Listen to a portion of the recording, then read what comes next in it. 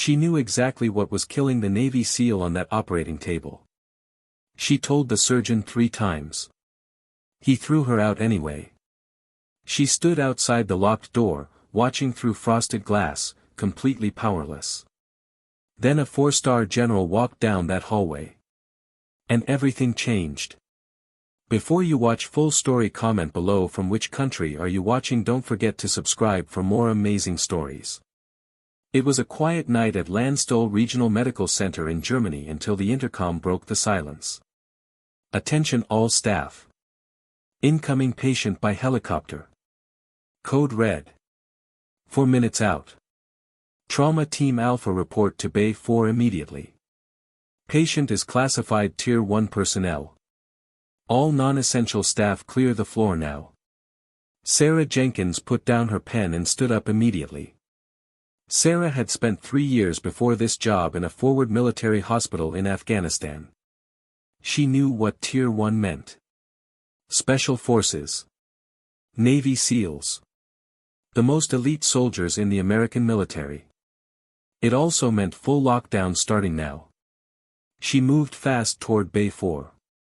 Within 2 minutes, military police had sealed every corridor. Only 6 people were allowed inside. Sarah was one of them. Dr. Richard Sterling was another. Sterling was a civilian contractor and one of the best trauma surgeons in the world. But he did not see nurses as colleagues. He saw them as tools. He had argued with Sarah 3 times in the past month alone. "Everyone listen," Sterling said, pulling on his gloves.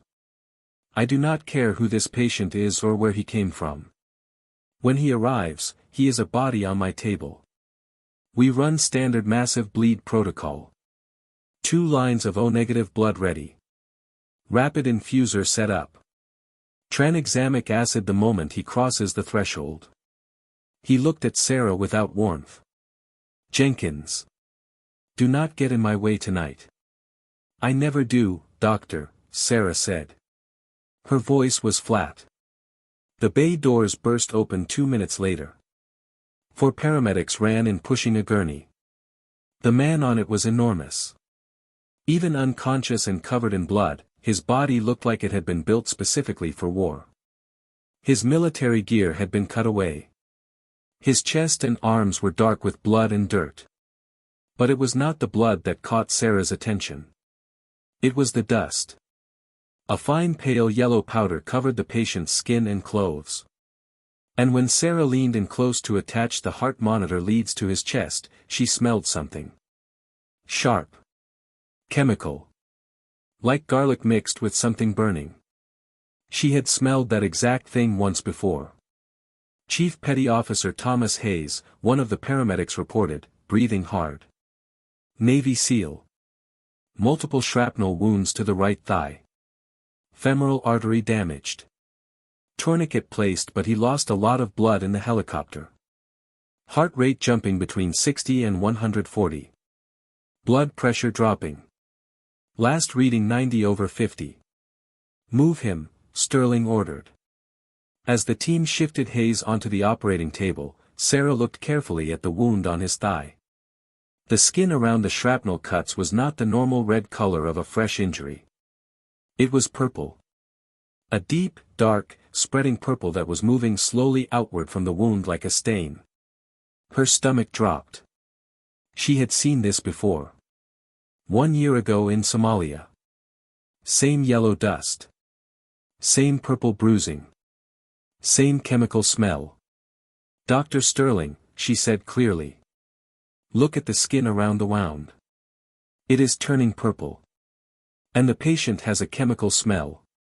Garlic and burning. I have seen this before." The shrapnel was coated with an organophosphate. A chemical poison. It is designed to enter the bloodstream through a wound and attack the nervous system. If we give him standard anesthesia right now, it will react with the chemical and send his heart into a fatal rhythm. He needs atropine first. A large dose. Before anything else. Sterling did not look up from what he was doing. "He is bleeding out, Jenkins. His heart rate is high because he has lost half his blood volume. That is basic medicine. Please look at his pupils, Sarah said, stepping closer. They are pinpoint small. And he is sweating heavily despite the blood loss. These are signs of organophosphate poisoning. I treated a case exactly like this last year in a contractor from Somalia. If you push succinylcholine right now. Enough. Sterling set down his instrument and looked at her. His eyes were cold and flat. You smelled garlic and now you want me to throw out my entire trauma protocol. That is not how this works. Evans. He turned to Dr. Marcus Evans, the anesthesiologist at the head of the table. Push the propofol and succinylcholine. Let us get him under. Dr. Evans, please wait. Sarah turned to face the anesthesiologist directly. Succinylcholine will make the chemical reaction worse. It will trigger ventricular fibrillation. His heart will go into a deadly uncontrolled rhythm. Please do not push that drug. The operating room went completely silent. Everyone understood what had just happened. A nurse had told a doctor to disobey the chief surgeon. In any hospital, that was professional suicide. In a military hospital during a classified operation, it was something close to the end of a career. Sterling slowly put down his tools. He stood up straight. He pointed one finger at the operating room doors. Get out. Doctor, if you push that drug without giving him atropine first, his heart will. Get out of my operating room. Sterling's voice filled the room. You are off this case. You are a danger to this patient. Security. 2 military police officers stepped into the doorway immediately. Sarah looked at Thomas Hayes one last time. His skin was the color of old ash. The purple bruising was spreading upward from his thigh toward his stomach. He was a Navy SEAL. He had survived things most people could not imagine. And now he was going to die on a clean metal table in Germany because a surgeon was too proud to listen to a nurse. Sarah pulled off her gloves, threw them in the bin, and walked out. The doors closed behind her with a soft, final sound. The corridor outside operating room 4 was cold and very quiet. Sarah stood with her back against the wall, her hands shaking. Not from fear. From the helplessness of knowing exactly what was happening to someone and being unable to reach them. She had been banned. A Navy SEAL was dying on the other side of a locked door and she could not do anything about it. What happened in there? She turned around. A man stood in the corner. Dark t-shirt, jeans, heavy boots. But he did not stand like a civilian. Balanced, alert, watching everything. The same yellow dust covered him too. He had been on the same helicopter. They removed me from the case, Sarah said. I heard the shouting. The man stepped forward into the light. His eyes were red. Not from crying. From dust and exhaustion and something that looked like controlled fear. My name is Brody. Thomas Hayes is my team leader. We have been together for 6 years. Tell me the truth. Is he going to make it? Sarah looked at him. She could have said the easy thing. The doctor is doing everything he can. She had said those words to hundreds of families. But Brody had been on that helicopter. He deserved the truth.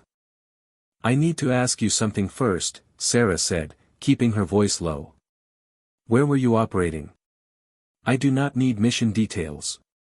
Just the country. Brody's eyes narrowed. I cannot tell you that. Brody, listen to me carefully. Sarah stepped closer. Thomas has purple tissue death spreading from his wounds. His pupils are extremely small. He is sweating heavily despite losing blood. And his skin smells like chemicals. I believe the shrapnel in his wounds was coated with an organophosphate poison. A chemical weapon that some groups in East Africa started using last year to make their bombs more deadly. If I am right, the drug the surgeon is giving him right now is going to cause his heart to stop. I need you to tell me I am right. Brody stared at her. The muscle in his jaw moved. Then he gave one small nod. Somalia, he said quietly. Coast mission. Our intelligence team told us before we went in that the enemy had started coating their bomb fragments with something new. Something chemical. We did not know exactly what. Sarah closed her eyes for 1 second. Then the sound came through the doors. The steady beeping of the heart monitor changed completely. It became fast and chaotic and broken, a shrieking alarm that cut through the walls like a knife. Sarah knew that sound the way she knew her own heartbeat. Ventricular fibrillation. Haza's heart had stopped pumping. Exactly what she had warned Sterling would happen. Sarah ran to the observation window. The frosted glass turned everything inside into blurred shapes and shadows. But she could see the team moving in fast, desperate patterns. She could hear Sterling's voice through the wall speaker, high and panicked now, all the cool authority gone. Crash cart. Get the paddles. Clear. A heavy thump. The alarm kept screaming. Push epinephrine. Charge to 200. Clear. Another thump. Still screaming. Brody put both hands flat against the glass. His whole body was rigid. What is happening to him? His heart is in ventricular fibrillation, Sarah said. Her voice was steady because it had to be. The succinylcholine locked the chemical poison into his nerve receptors. The defibrillator cannot fix a chemical problem. It will keep shocking him and nothing will change. The only thing that can save him now is atropine. They need to give him atropine and they need to do it right now. Then go back in there, Brody said. His voice cracked slightly. They will arrest me before I reach the door. Sarah hit the intercom button on the wall. Dr. Sterling. This is Jenkins. Push 2 milligrams of atropine 4 immediately. You have to break the chemical block on his nerve receptors. You have maybe 90 seconds. Please. The intercom clicked on. It was not Sterling's voice. It was Nancy, the charge nurse who had taken Sarah's place inside. Sarah. Dr. Sterling says you need to leave this floor right now. If you do not leave in the next 30 seconds, he is calling security to have you removed from the building.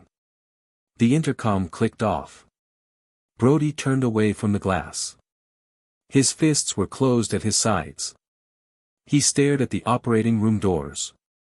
Then at the 2 military police officers standing at the end of the corridor. Sarah could see exactly what he was thinking. Brody. Do not. She grabbed his arm with both hands. They are armed. You will not get through the door. You will get shot and then there will be 2 of you dying in this hospital tonight. He is my brother, Brody said. The words came out quietly, which made them heavier than shouting would have.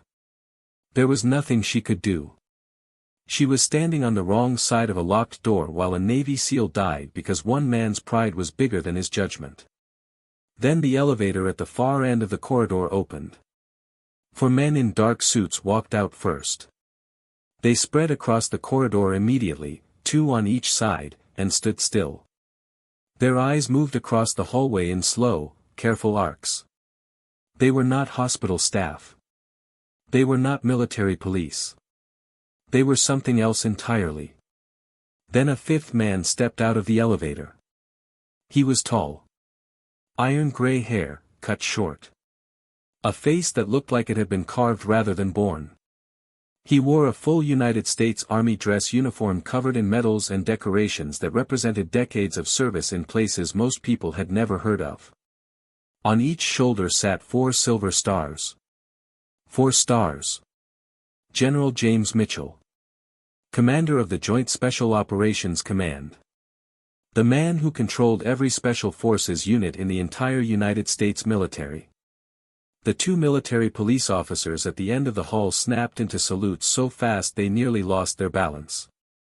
General Mitchell did not look at them.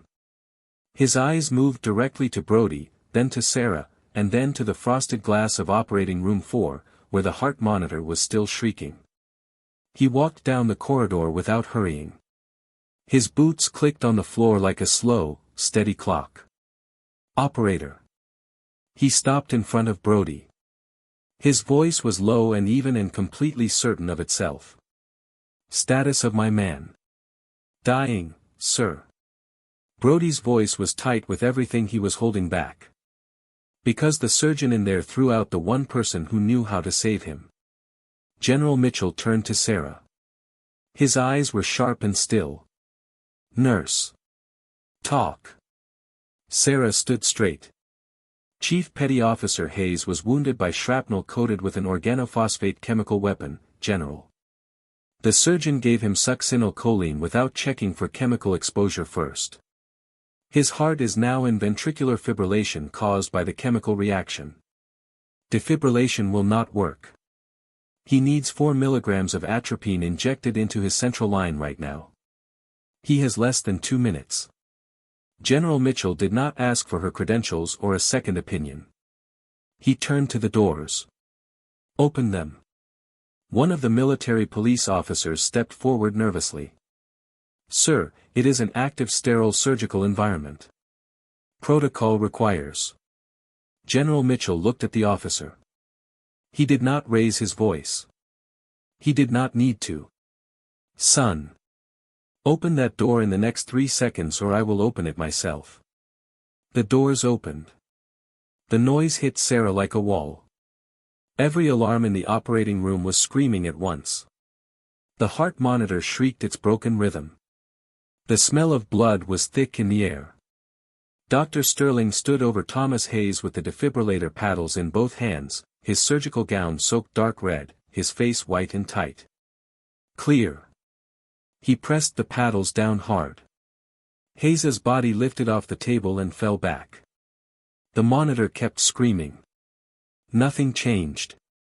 Sterling looked up and saw General Mitchell standing inside his operating room. For 1 second his face showed pure shock. Then the shock became anger. This is a sterile surgical environment. Sterling's voice was loud and sharp. You are contaminating my field. Get out right now. Security, remove these people. General Mitchell walked into the room slowly. He stepped around equipment on the floor. He stopped 2 feet in front of Sterling and looked at him without any expression at all. I am General James Mitchell, Commander of Joint Special Operations Command, he said. His voice was quiet. It did not need to be loud. That man on your table is Chief Petty Officer Thomas Hayes. He is one of my operators. Step away from him. I do not care who you are, Sterling said. His voice was still loud but something had shifted in his eyes. This is my operating room. I am the chief trauma surgeon. I will have you arrested for. You were warned about the chemical exposure, Mitchell said. You ignored the warning. You gave him a drug that made the reaction worse. His heart stopped because of a choice you made. He turned his head slightly toward the door. Nurse Jenkins. Get in here. Sarah was already moving. She did not stop to scrub her hands. She did not put on a fresh gown. There was no time for any of that. She walked straight to the medication cart and started pulling open drawers. Jenkins. Sterling's voice cracked. I will have your nursing license revoked. I will have you prosecuted for entering a sterile field without authorization. Evans, call the hospital director right now. Dr. Evans, the anesthesiologist, reached for the phone on the wall. One of the men in dark suits who had followed General Mitchell into the room placed his hand on the outside of his jacket, near his hip, and looked at Evans calmly. Evans stopped moving. Dr. Sterling. Mitchell's voice cut through everything else in the room. By the authority of the Department of Defense, I am placing this operating room under military jurisdiction. You are removed from command of this surgical team. If you give one more order or if you physically interfere with Nurse Jenkins, my people will restrain you and you will face charges of criminal negligence. Do you understand me? Sterling's face went through outrage, then disbelief, then fear. He looked at Mitchell, at the armed men, at Hayes's blue lips. He stepped back from the table. Mitchell looked across the operating table at Sarah. "Nurse Jenkins," he said. "You have the con. Save my chief." Sarah had found what she needed. 4 small boxes in the third drawer. She tore them open one by one. Each held a syringe pre-filled with atropine. Standard dose was 1 milligram. But for a military-grade chemical weapon locked into Hayes's nervous system, she needed 4.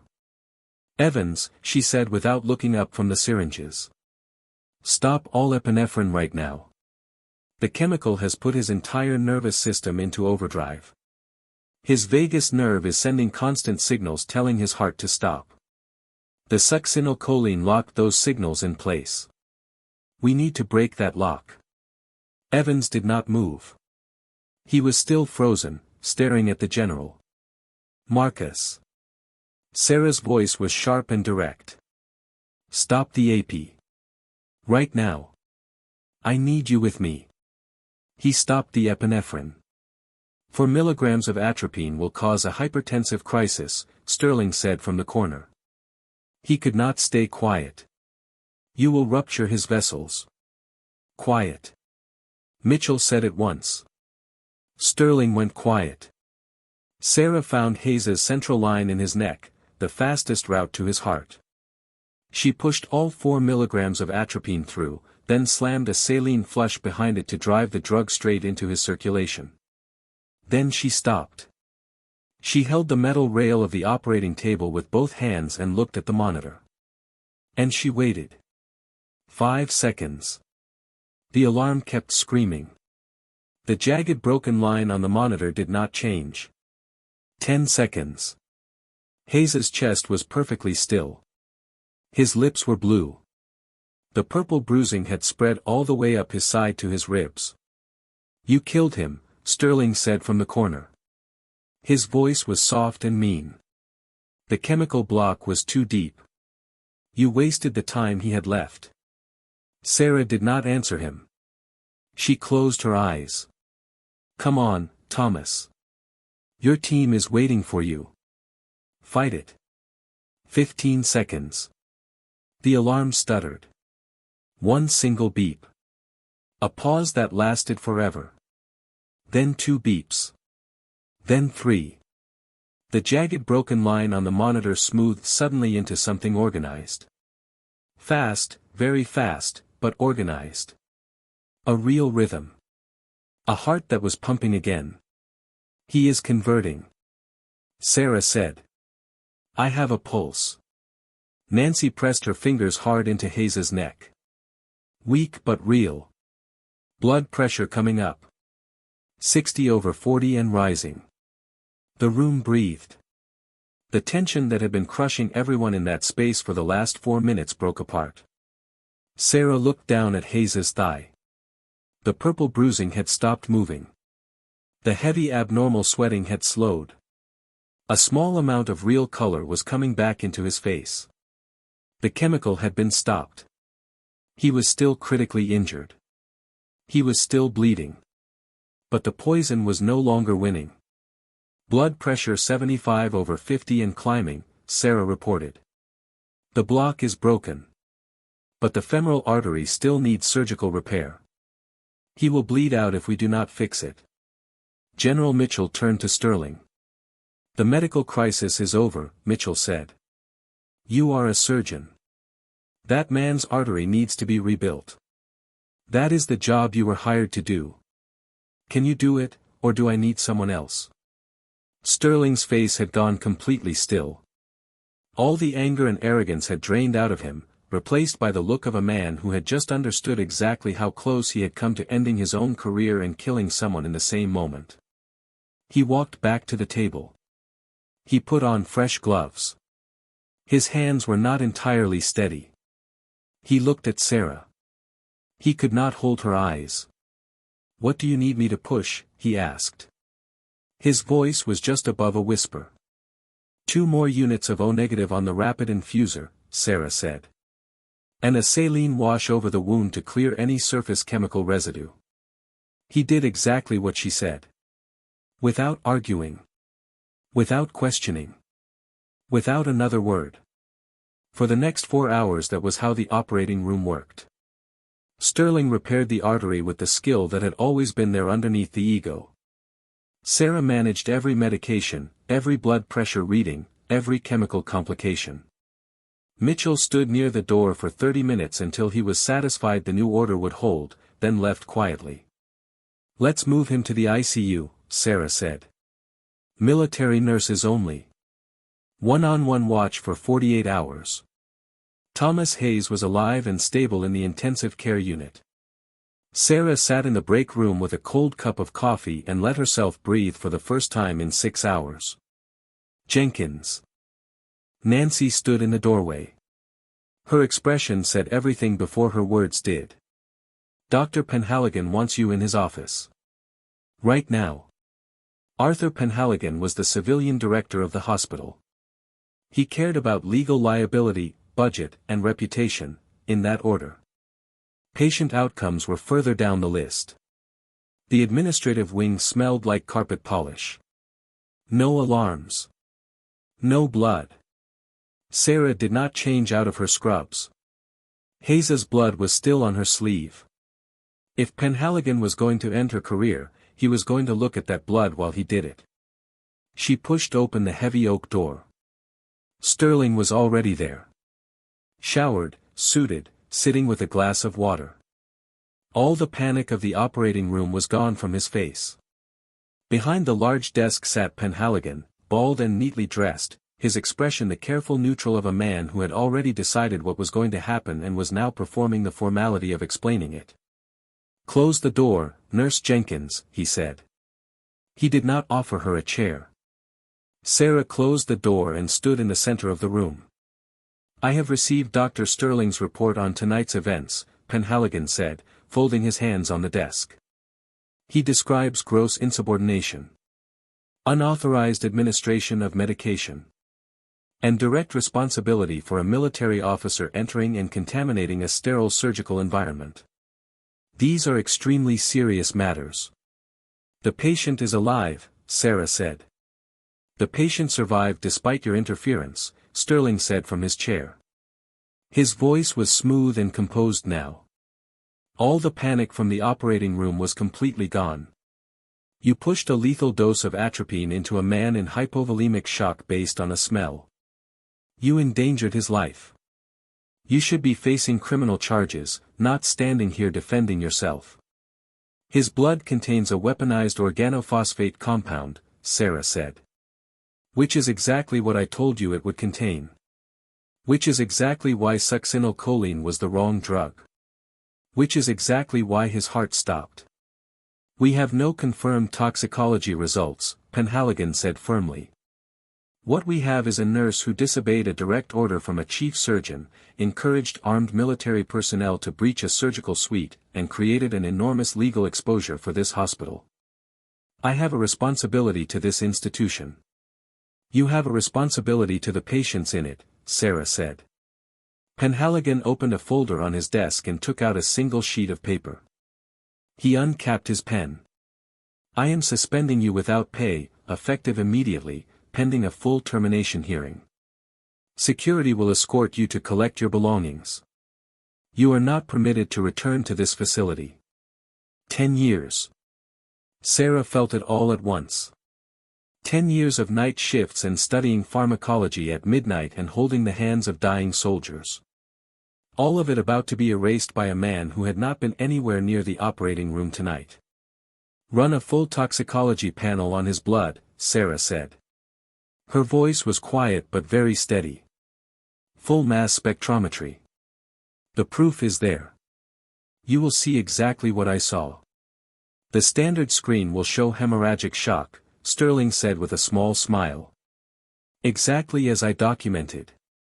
You have nothing, Jenkins. You are finished." Penhaligon pressed his pen to the paper. The oak door opened so hard the handle left a mark in the wall behind it. Penhaligon jumped back from his desk. Sterling spun around so fast he knocked over his glass. Water spread across the carpet. General Mitchell stood in the doorway. He was still in his dress uniform. Behind him stood a tall man in a white naval uniform with gold shoulder boards. Rear Admiral David Corrington, Chief of Naval Medicine. Beside the Admiral, two men in dark suits carried thick black briefcases. "General, this is a private administrative," Penhaligon started. "Sit down," Admiral Corrington said. 2 words. Penhaligon sat down immediately. Mitchell walked past Sarah and stopped directly in front of Sterling. The surgeon had nowhere to go. The bookshelf was behind him. "While you were preparing to end the career of the only person in this hospital who performed correctly tonight," Corrington said, opening one of the briefcases and placing a document on Penhaligon's desk, "my military pathology team ran a full mass spectrometry analysis on Chief Hayes's blood. That report shows massive concentrations of a weaponized organophosphate nerve agent. Applied deliberately to the shrapnel in the bomb. Exactly as Nurse Jenkins identified on the spot." Sterling stared at the document. The color left his face slowly, like water draining from a container. "That is not possible," he said quietly. He was in hemorrhagic shock. The symptoms were consistent with exactly what Nurse Jenkins told you they were consistent with, Mitchell said. "She told you 3 times. You threw her out of the room. And a United States Navy SEAL almost died on your table because you could not accept that a nurse knew something you did not." Corrington placed a second document on the desk. "Dr. Sterling. By order of the Department of Defense, your surgical contract with this hospital is terminated immediately. Cause, gross negligence resulting in the critical endangerment of a Tier 1 military asset. We have the operating room recordings. Audio and video. We have the toxicology results. If you pursue legal action, the Department of Justice will file criminal negligence charges against you under military law." Sterling looked around the room. There was no path out. No argument left. No title or reputation large enough to stand against what was sitting on that desk. He picked up his jacket. He left without speaking. The 2 men from the JAG office walked out directly behind him. Penhaligon sat very still, staring at the termination paper he had been about to sign for Sarah. He reached out slowly and moved it under his desk blotter. Mitchell looked at Penhaligon for a long moment. "This hospital will implement a new intake protocol for all Tier 1 patients within 30 days, Mitchell said. Any nurse or medic with combat field experience will be included on the primary trauma team. Any surgeon who removes a qualified team member during a live resuscitation will face an immediate review. You will put this in writing and send it to my office. Am I clear?" "Yes, General," Penhaligon said. His voice was very small. Mitchell turned to Sarah. The stone-hard expression on his face shifted. "Not much. Just enough to show that a human being was behind it. Nurse Jenkins," he said. "Brody told me what you did tonight. He told me you stood outside that glass and refused to leave even after they threw you out. And when I gave you the opening, you walked back in without hesitation and did the job exactly right." "I was doing what I was trained to do, General," Sarah said. "No," Admiral Corrington said, and he smiled for the first time.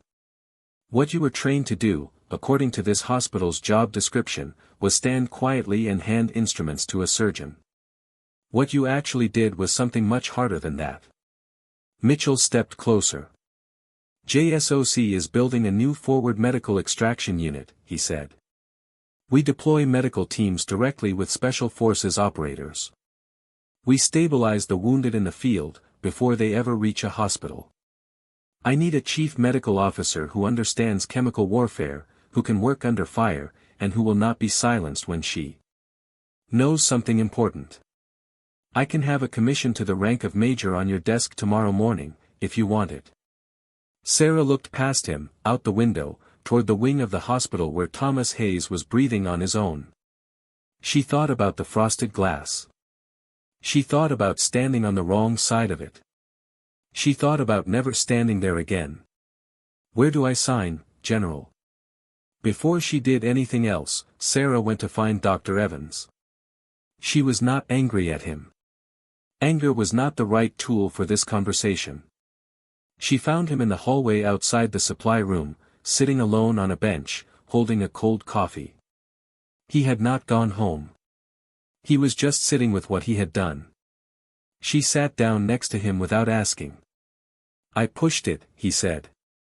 He did not look at her. "You told me not to. I understood what you were saying.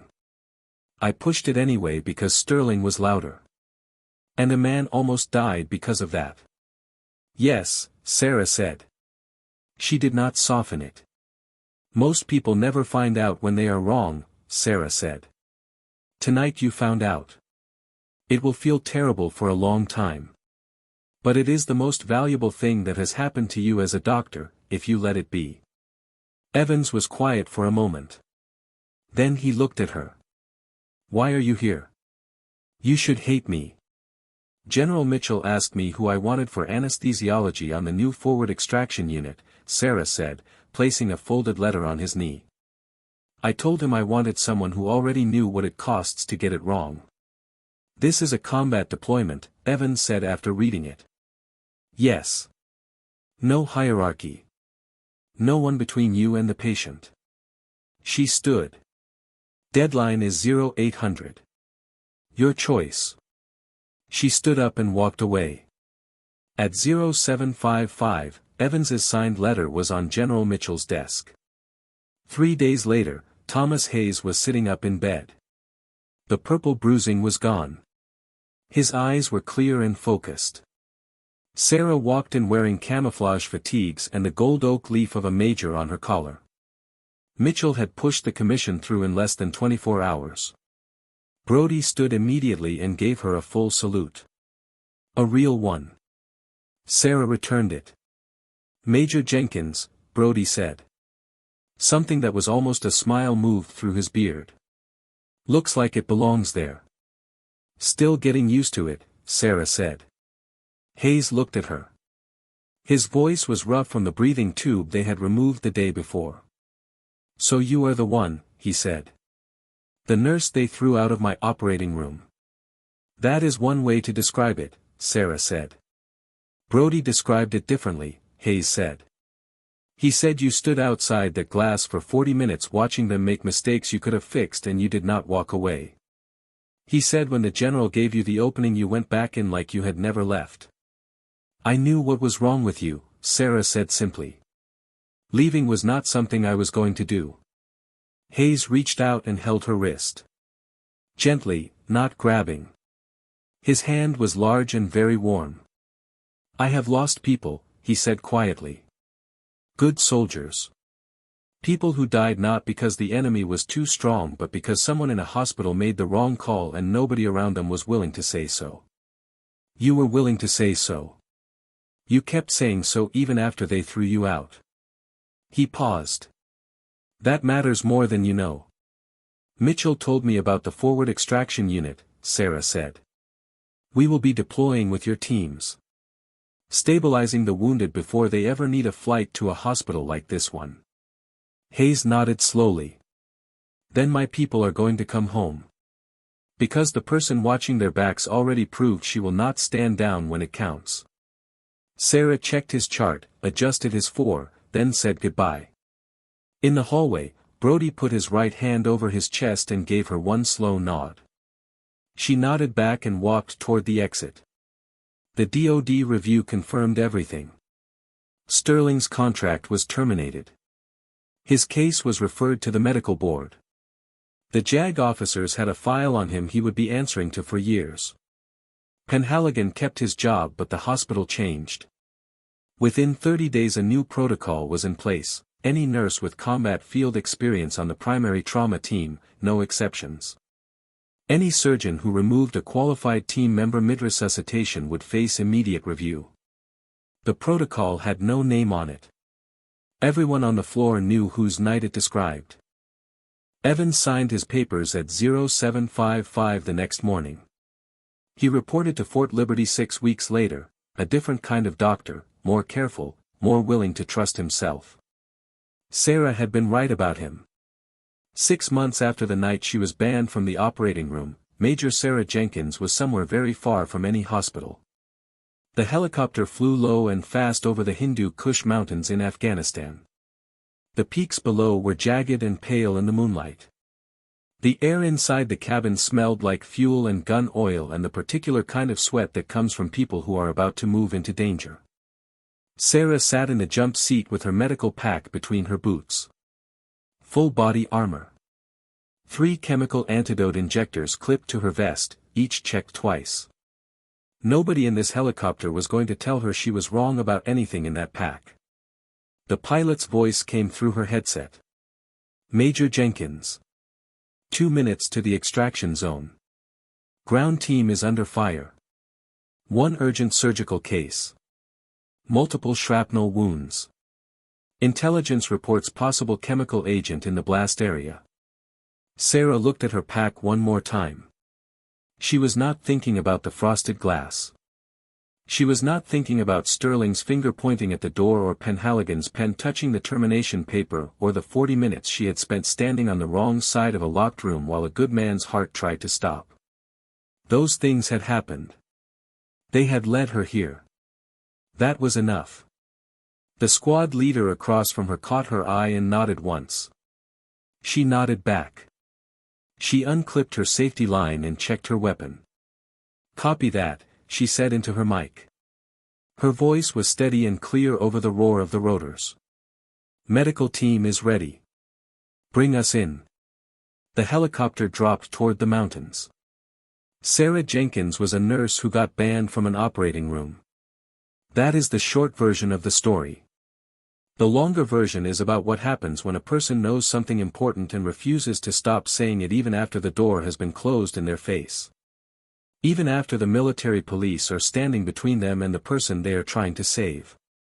Even after the paperwork to end their career is sitting on a desk waiting for a signature. The system she worked in was designed to keep her quiet. The hierarchy said the surgeon was right because he had the title. The protocol said she should step aside because that was the rule. The administrators said she should accept the decision because that was easier than fighting it. She did not accept it. Not because she was fearless. She was afraid the entire time. She was afraid when Sterling pointed at the door. She was afraid standing outside the glass listening to the alarms. She was afraid when she walked back into the operating room knowing she might be arrested before she reached the medication cart. But she was more afraid of the silence. The silence that meant someone had run out of time. The silence that meant she had known how to help and had chosen to stay quiet instead. That was the one thing she could not live with. So she did not stay quiet. And a Navy SEAL came home. And a broken system got a little less broken. And a nurse became a major and flew toward the sound of trouble because that was exactly where she was supposed to be. Some people are silenced by the systems around them. Some people are not.